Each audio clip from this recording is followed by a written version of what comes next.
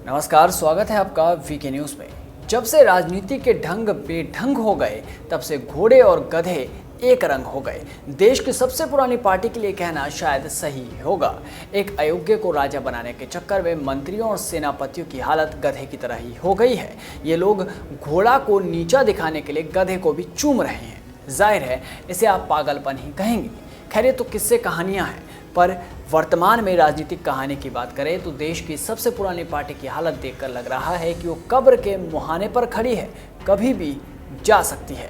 लगातार कांग्रेस के आला नेताओं पर आरोप लगते रहे कि वो अपने ही विधायकों की अनदेखी करती है और एक बार फिर से ये मामला तूल पकड़ने लगा है। हाल ही में सचिन पायलट को देखकर खबर आई थी कि उन्होंने कई दिनों तक इंतजार किया, पर राहुल गांधी और प्रियंका गांधी ने उन्हें मिलने तक का समय नहीं दिया। वो भी ऐसे समय में जब जितिन प्रसाद जैसे दिग्गज नेता ने कांग्रेस का साथ छोड़ दिया है। ऐसे में सवाल ये कि आखिर दीदी भैया करते क्या हैं जो अपने ही नेताओं को समय नहीं दे पाते। प्रधानमंत्री बनने का ख्वाब पालने वाले राजकुमार आखिर राजनीति के अलावा कहाँ व्यस्त रहते हैं जो उनके लिए अपने नेताओं से भी मिलने का वक्त नहीं है। ये सवाल आज राजनीतिक विश्लेषक भी पूछ रहे हैं और कांग्रेस के नेता भी, लेकिन दबी जुबान में।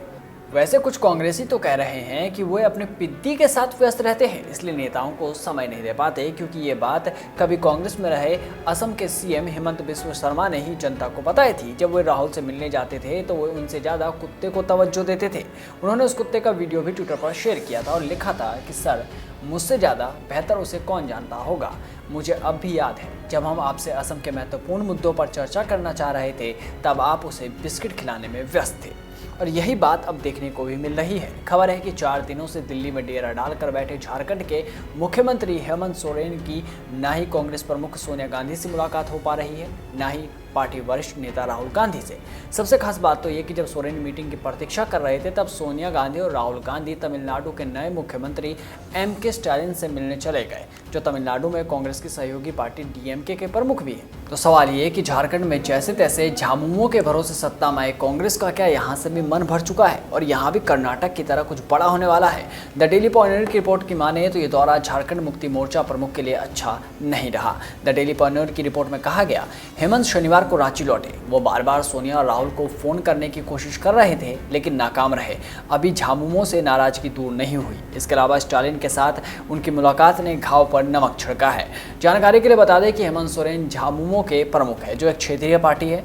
झारखंड में हेमंत सोरेन और कांग्रेस पार्टी का गठबंधन है। हेमंत ने गांधी परिवार के सदस्यों के साथ एक मुलाकात की मांग की थी। ऐसा कहा जा रहा है कि उन्होंने कैबिनेट पद पर नियुक्ति और मंत्रिपरिषद में संभावित फेरबदल, निगमों में नियुक्तियों जैसे मुद्दों पर चर्चा करने के लिए मुलाकात का समय मांगा था। पर बेरुखी का आलम तो ये है कि अपने ही मुंह फुलाए बैठे हैं या फिर अपने निजी जीवन में इतना व्यस्त हो चुके हैं कि दुनियादारी की कोई परवाह ही नहीं।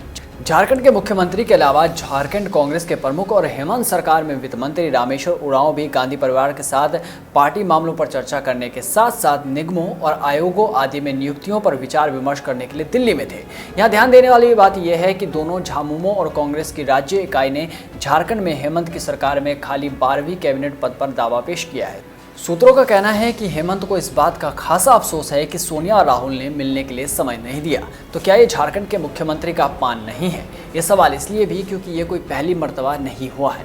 हाल ही में जितिन प्रसाद ने कांग्रेस का साथ छोड़ा। महाराज सिंधिया भी इसी बेरुखी से परेशान थे और कुछ दिन पहले ही मरियानी निर्वाचन क्षेत्र से 4 बार के कांग्रेस विधायक रूप ज्योति कुर्मी ने कांग्रेस नेतृत्व से असंतोष व्यक्त किया और राहुल गांधी के नेतृत्व पर सवाल खड़े कर दिए। उधर केरल में भी पार्टी में बगावत के सुर उठ रहे हैं। ऐसे में सवाल उठने लगे हैं कि कई राज्यों में इतनी बुरी गत होने के बाद भी क्या कांग्रेस के लिए राजकुमार ही सबसे जरूरी है?